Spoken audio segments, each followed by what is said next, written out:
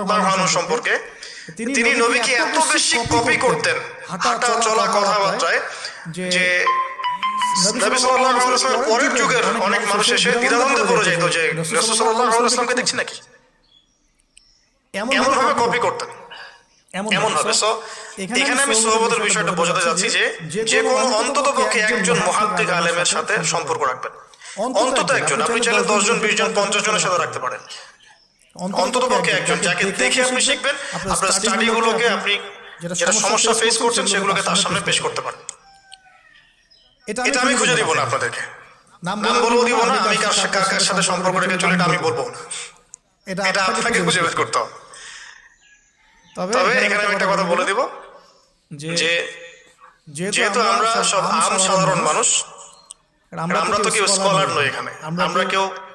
মানে যেটা বলি যে মুজতাহিদ, ইজতিহাদ করার